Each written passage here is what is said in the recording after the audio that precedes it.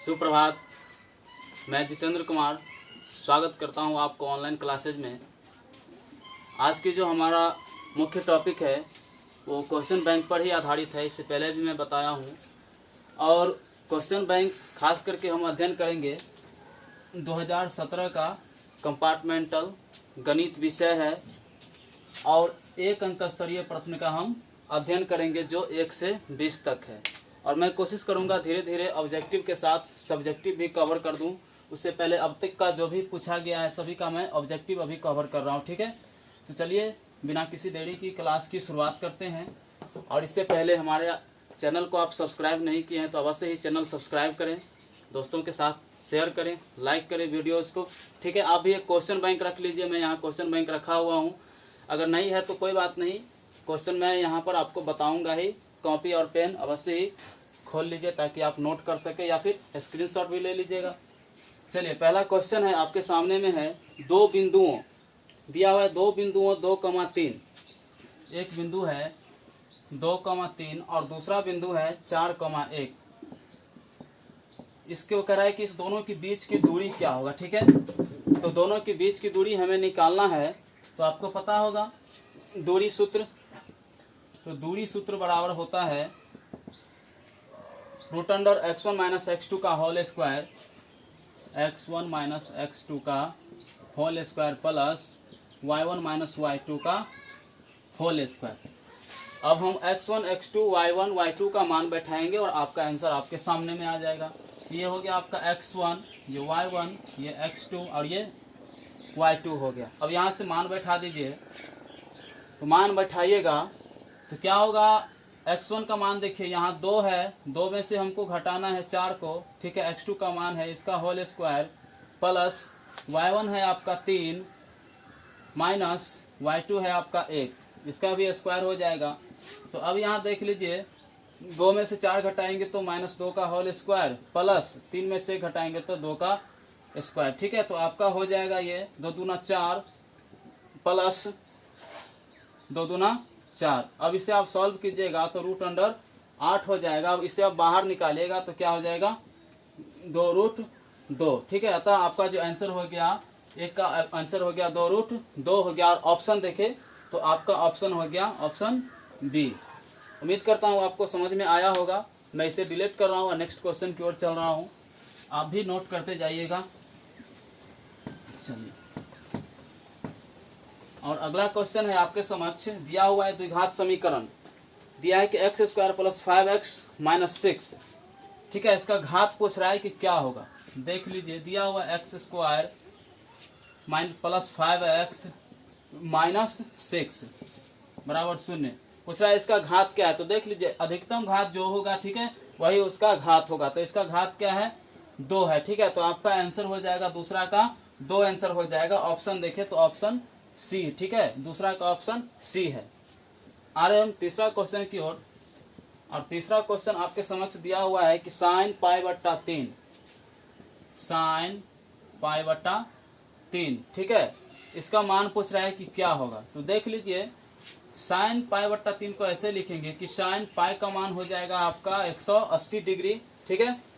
यहाँ पर 3 कटेगा, 3 × 6 = 18, 60 होगा। तो आपको पता होगा, देख लीजिए sin 60 डिग्री बराबर क्या होगा, ठीक है। तो आपका तीसरा का ऑप्शन देखें तो आपका ऑप्शन क्या हो गया, बी हो गया, ठीक है, यानी √3/2। ऑप्शन बी सही है, ठीक है। तो sin 60 का मान √3/2 होगा, ठीक है। उम्मीद करता हूँ समझ में आया होगा।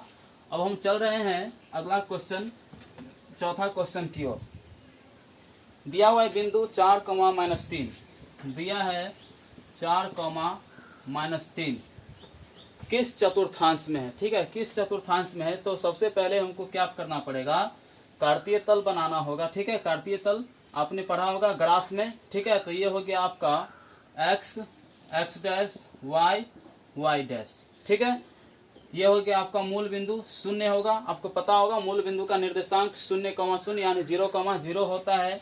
ये हो गया आपका प्रथम चतुर्थांश, ठीक है, प्रथम चतुर्थांश। इसका जो चिन्ह होता है प्लस। ये हो गया आपका द्वितीय चतुर्थांश। और द्वितीय चतुर्थांश का जो चिन्ह होता है वो होता है माइनस और प्लस, ठीक है। ये हो गया आपका तृतीय चतुर्थांश, और तृतीय चतुर्थांश का जो चिन्ह होता है माइनस और माइनस। ये हो गया आपका चतुर्थ चतुर्थांश, और इसका जो चिन्ह होता है प्लस और माइनस। तो प्लस और माइनस ये देख लीजिए, 4 प्लस में है और माइनस में 3 है, तो प्लस और माइनस ये चिन्ह आ जाएगा। तो आपको पता होगा प्लस माइनस किस चतुर्थांश में है, तो चतुर्थ चतुर्थांश में है। ठीक है, तो इसका ऑप्शन देखिए 4 का, तो 4 का क्या हो जाएगा आपका बी ऑप्शन सही है। ठीक है, उम्मीद करता हूँ समझ में आया होगा।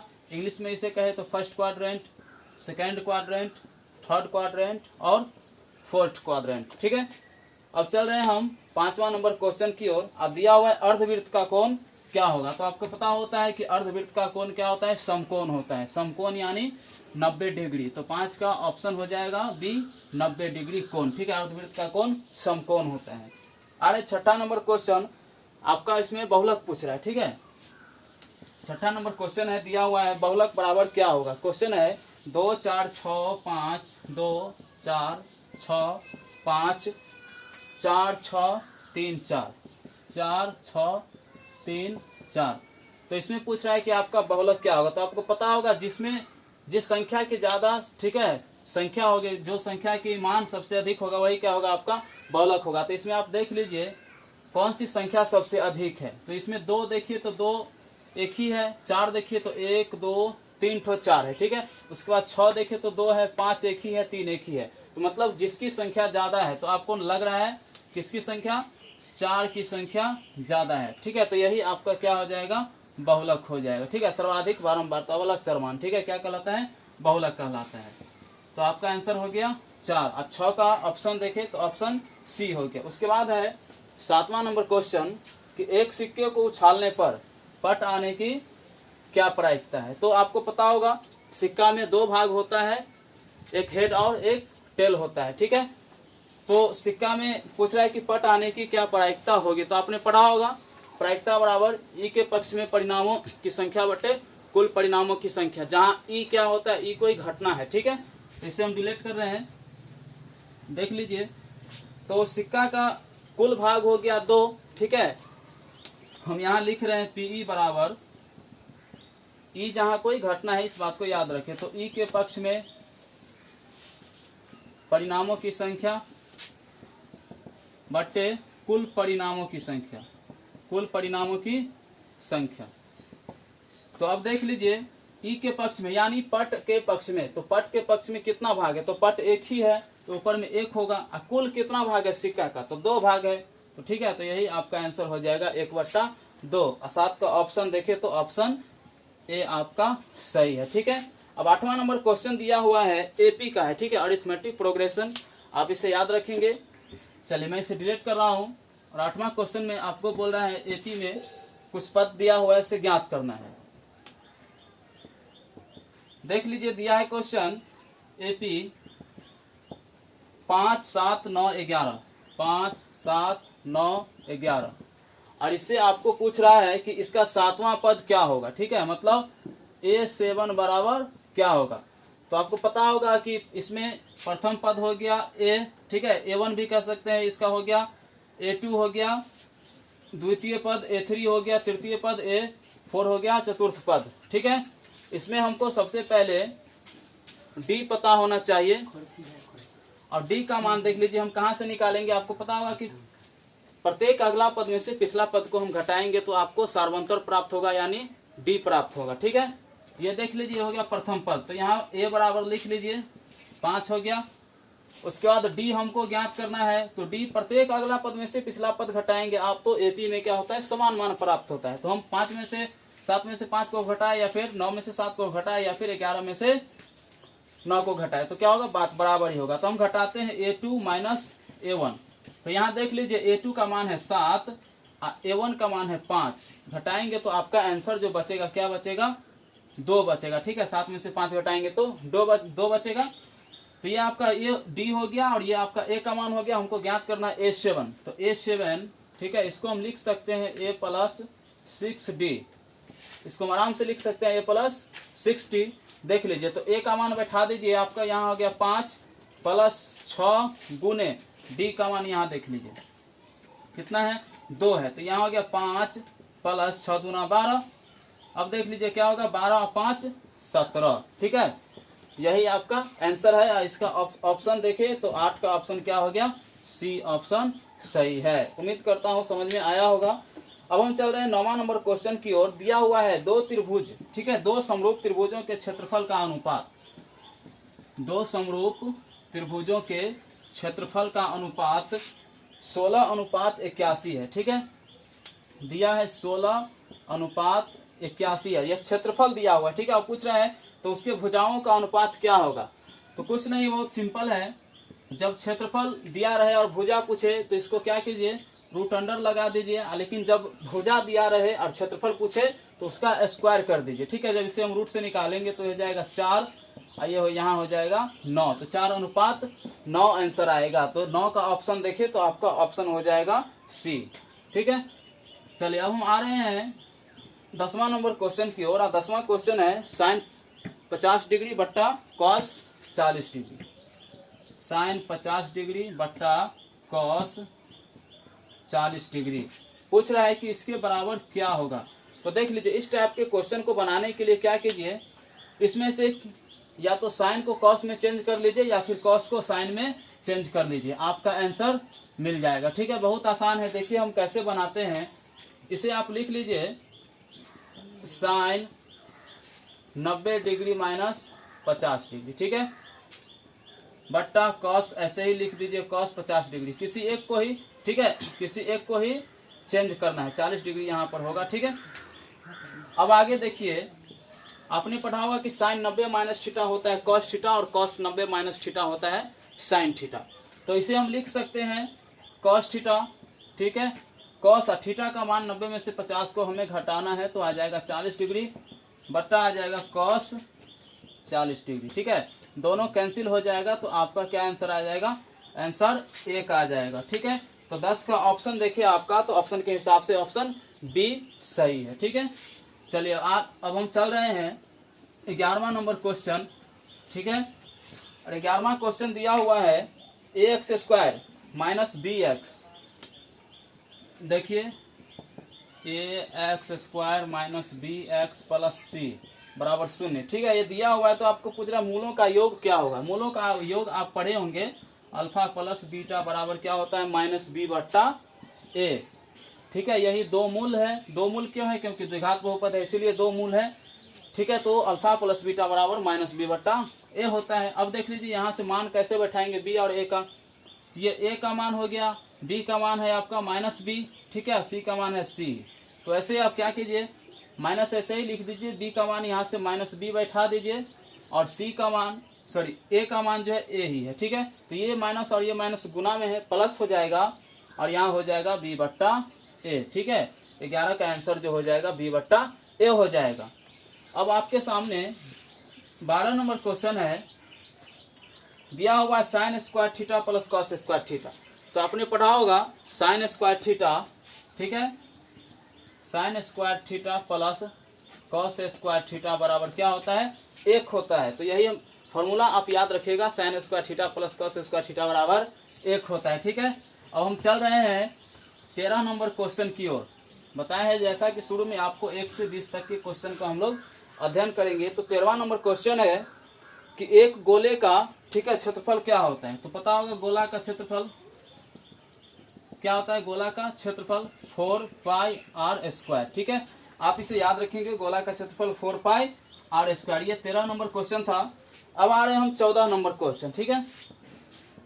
14 नंबर क्वेश्चन है 3,4 के मूल बिंदु से दूरी क्या होगी। ये दिया है 3 और 4 और इसको पूछ रहा है कि मूल बिंदु से दूरी क्या होगा। तो मूल बिंदु का निर्देशांक आपको पता होगा 0,0 होता है, ठीक है। इसके लिए सीधा सा एक फॉर्मूला याद रखिए, मूल बिंदु बराबर, ठीक है, मूल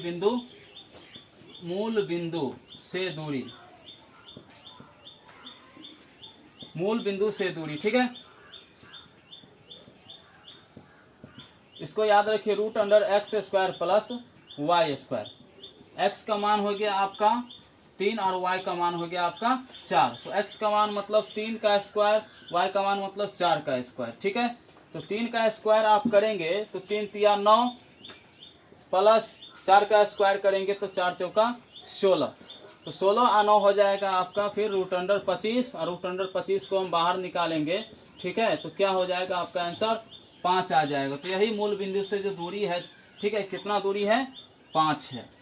तो आपको समझ में आ गया होगा। अब हम चल रहे हैं 15 नंबर क्वेश्चन। दिया हुआ है माध्यिका, ठीक है, माध्यिका हमको इसमें से ज्ञात करना है कि माध्यिका क्या होगा। तो आपको पता होगा कि जो चर दिया रहे, ठीक है, उसे आरोही या अवरोही क्रम, चर को आरोही या अवरोही क्रम में सजाने पर जो ठीक बीच का चरमान होगा वही आपका माध्यिका कहलाएगा। तो ठीक है, हम वही करने जा रहे हैं।